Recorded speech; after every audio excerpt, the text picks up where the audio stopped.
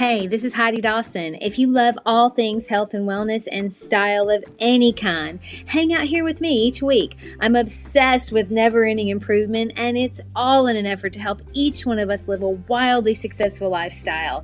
Subscribe today so you don't miss a thing. Hi, guys. Welcome to episode 343 of the Wildly Successful Lifestyle Podcast. What's up? So I'm often very curious if the titles of my episodes matter to you guys. I know some of you listen no matter what the title is, but for others, does the title sway you? I would love to hear from you, so send me an email at heidi@heididawson.com. I'll put it in my show notes, and let me know if titles matter to you, and if so, what topics grab your attention. It would help me out a lot if you would do that. All right, so I think we live in a society where it's a society of absolutes in a way. I mean, there's a right way to be. There's one right way to eat. If you don't move in this way, you're doing it wrong.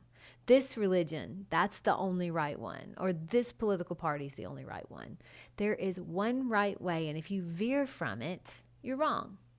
So I was recently helping a client choose paint for her new home, and she was just really frustrated and stressed out. So I told her to order certain colorways in those big peel and stick samples. They are fantastic. If you haven't used them, trust me on this. You can order them from any of the Benjamin Moore, Sherwin-Williams. They have them, and they're great. But anyway, so I told her to order some of those, and we would meet, and we would make decisions. So that's what she did, and we meet at her new house, and we're looking at all the choices and decide on choices for each room and that she loved and that looked great in her space. So the next day, we had made all these decisions. The next day, she sends me a text saying she was freaking out and second-guessing everything. Now, this is fairly normal when it comes to paint, especially because paint is very hard, but especially when it's an all-over color, because it does cost a lot to paint. It seems like it just keeps going higher and higher. But here's the thing. Her struggle comes from fear that she's not making the right decision. So I told her what I've told myself 100 times and lots of other clients. I said, look, there's no one right decision. There's 100 paint colors that would look beautiful on your walls. We just have to pick one of them. When I was planning the design for my kitchen, I could have designed several different plans that would have looked great. And actually I did. I had a few design layouts, but I had to narrow it down. And that's what I did. In order to get started, I had to make a decision. I knew there were a million different choices I could make of everything that would look beautiful. I just had to choose one. That one thought, though, has helped me find more peace in design and even in life in general when I'm stressed out than any other. There isn't only one way. I just have to find the one that's right for me. There are a lot of little choices that we have to make every single day. What should I wear? What should I eat? What should I do at the gym? But there's also big ones too. Like when you're younger, what college should I attend? What church should I go to? Should I get married? Should I have children? There's a lot of big decisions we have to make, but the key is to narrow it down and make a decision. Once you make a decision, though, you have to line up with it. Because once you've lined up with it, instead of questioning yourself all the time, then it's much harder for someone else to sway you to a different direction. Yeah, there may be other options that would also be great, but this is the one you chose. But you have to line up with that. If you're still questioning in your mind if you made the wrong decision, you'll still be searching and wondering and questioning, which makes it very hard for even you to get totally on board with that decision. And now you're looking for other people to tell you you made the right decision, which begs the question, how do they know what's right for you if you don't even know? The answer to that is they don't. They know what they want for you, but they have no idea what is right for you. They know what they think is right for you, but that comes with their agenda. How can it not? When I made the decision to leave the religion I grew up in, I was scared and I was uncertain, which that made for a lot of questioning and soul searching. And my intuition, though, said it was right for me. But so many people were saying it was a wrong decision. That's the way to quickly derail your alignment with your decision, is by asking everyone else's opinion.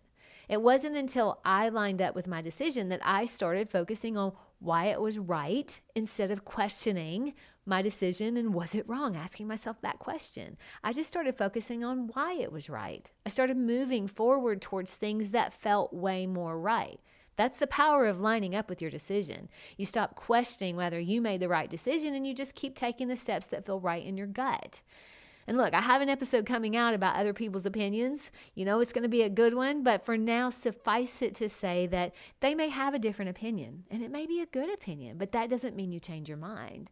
You could be just switching one good decision for another one because there are hundreds of choices that would be great. Most of the time, there isn't just one right one. And keep in mind, their idea of a good decision may be better for them, and your good decision may be better for you. Both are good. It doesn't mean someone's wrong and someone's right. I don't know if you know who Friedrich Nietzsche is, but he said this. He said, "You have your way, I have my way. As for the right way, the correct way, and the only way, it does not exist." How true that is. Now, sometimes the biggest problem we have is we think we're going to make a wrong decision, so we make no decision at all. I have clients that have had beautiful art sitting in their closet for literally years because they're afraid they'll hang it wrong, so they don't hang it at all. They aren't getting the benefit of seeing the art because they're so paralyzed they'll make a wrong move that they do nothing. My big sister thinks her religion is the only one that's right. I have two friends that swear theirs are the only one that's right. That's 3 different opinions on 3 different religions, and all 3 feel in their heart that theirs is the right one. So does that make 2 of them wrong? Good question. No, because it's right for them. Don't try to make them wrong or try to make yourself wrong because there's not one right way. They'll tell you there is, but there's not. If it's right for you, you'll know it. There are 8 billion people on the earth. Do you honestly think there can be one right anything? When you're making a decision, which is every single day, but when you're making one that really matters to you, stop and remind yourself, there are so many options that could be great. I just have to choose one. I want you to have this one thought because it really has been helpful for me for a very long time. There is no one right way for everyone. Your life is your life, not your mom's, not your sister's, not your neighbor's, not your coworkers. It's yours, and you get to live it exactly the way you decide to. My point is, stop overwhelming yourself. Yes, you have a decision, and yes, there are probably 50 right ways of doing it. Pick one and line up with it. And when you're counting opinions, your opinion gets 2 votes because it really is the only one that matters. Share this with 3 people who you love that need to make a decision. I love you guys. I'll talk to you in a few days. Don't forget to subscribe and share with your friends because we're just going to keep going bigger and better places together, and I love that about us. Talk to you in a few days.